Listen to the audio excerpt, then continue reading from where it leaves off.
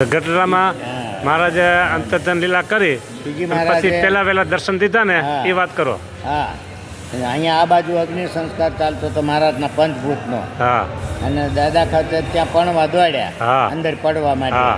એટલે ગોપાળન સ્વામીએ પકડી લીધા. બરાબર. પછી ગોપાળન સ્વામીએ કીધું કે મહારાજ અહીં કાયમ રહેવાના છે, આપણને વચન આપ્યું છે. હા, જાઓ બેઠ કે મહારાજ તમારી વાટ જોવે છે. બરાબર. દાદા ખાતર બેઠકે ગયા. હા, અને ત્યાં મહારાજે દાંત કાઢતા કાઢતા દાદા ખાતરને ઠપકો દીધો. હા, કે દાદા તું મને ભૂલી ગયો માની સભાને પ્રત્યક્ષ કોણ માનશે. હા, એમ કરીને મહારાજે એને હાર પહેરાવ્યો. બરાબર. એ હાર અત્યારે ક્યાં છે?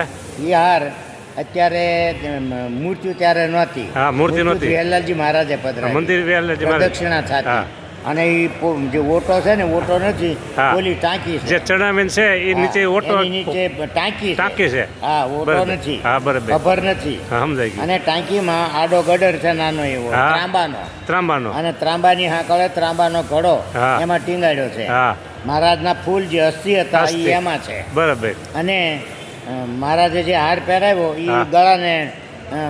ગળાને ગળે વીટેલો છે. બરાબર. એ હાર અત્યારે ત્યાં છે ને? અત્યારે એની નીચે જ છે. બરાબર. અને ચરણારવિંદ છે એ જૂની મૂર્તિ મહારાજને નહોતી ગમી. નારાયણજીભાઈ ચરણારવિંદ છે એ શ્યામ પથ્થર છે કે શ્યામ પથ્થર છે.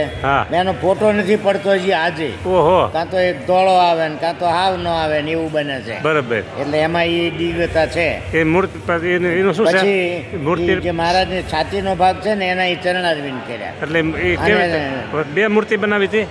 ના, આ તો પછી મહારાજે બીજી તૈયાર મૂર્તિ મળી. હા, અને પેલા મહારાજે પછી નારાયણજીભાઈને કીધું કે આને હવે તમે મઠાને હરખું કરો મારા અંગે અંગનું માપ લઈને. બરાબર. એ આ મૂર્તિ પછી મહારાજે જ કરાવી. પેલા મૂર્તિ બનાવી? પેલા મૂર્તિ હજી તો બનતી હતી. હા, તૈયાર નહોતી થઈ. બરાબર. ત્યાં મહારાજને ન ગમ્યું. હા, નારાયણજીભાઈ મૂળ તો કહ્યું મહારાજ હું તમારું ધ્યાન કરું કાંઈ, તમે આમાં બેહો કે ન બેહો, તમારા જેવી જ મૂર્તિ બનાવી દઉં. પણ મહારાજનું માન્યા નહીં. અને એમાં મહારાજ થોડા કોચવાઈ ગયા. એટલે એ મૂર્તિ ન હારી થઈ. એનો છાતીનો ભાગ એ ત્યારે ચરણારવિંદ છે. અને એનો જે હાથળનો ભાગ છે અત્યારે ધોલેરામાં શંકરનું લિંગ છે. બરાબર. એ પ્રસાદીનું છે. વાહ વાહ, સરસ. નવો ઇતિહાસ જાણવા મળ્યો. હા, સરસ. એટલે એ બધું મૂળ તો શું છે, બધું મહારાજને લીલા ને મહારાજને બધું કરવું. અને આ મૂર્તિ ત્યાર પછી સરસ તૈયાર થઈ અને મોટીબાએ દર્શન કર્યા ને એટલે મોટીબા કાકા હા મહારાજના જેવી જ મૂર્તિ છે. મહારાજે અંદર પ્રવેશ કર્યો. પછી મોલી અંબોડી છે ને એને કાંગરી કરવાની હતી. અને એ કાંગરી ન થઈ. નારાયણજીભાઈ ઘરે ગયા હતા. પાછા આવ્યા ને જ્યાં હમું કરવા ગયા ને ત્યાં ટાંકણું અડાડેલું, એમાંથી લોહી નીકળ્યું. પછી મહારાજને એકદમ બોલાવ્યા. પછી મહારાજે બૂમ પાડી કે આ મૂર્તિને કોઈ અડ્યું તું? કે મોટી બાને એમ કે મને થોડી ના પાડે. એટલે કે મહારાજ હું અડી હતી, તમારા જેવી જ મૂર્તિ.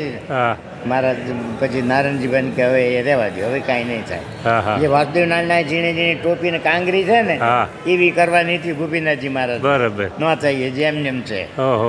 આ બધું મહારાજની લીલા મહારાજની. બરાબર.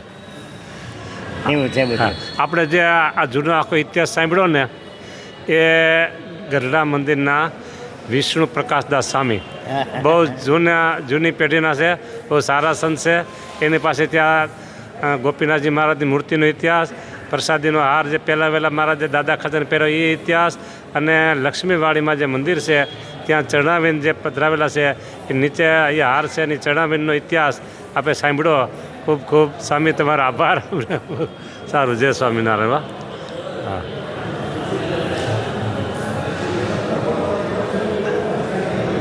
હા, બહુ સરસ. હા.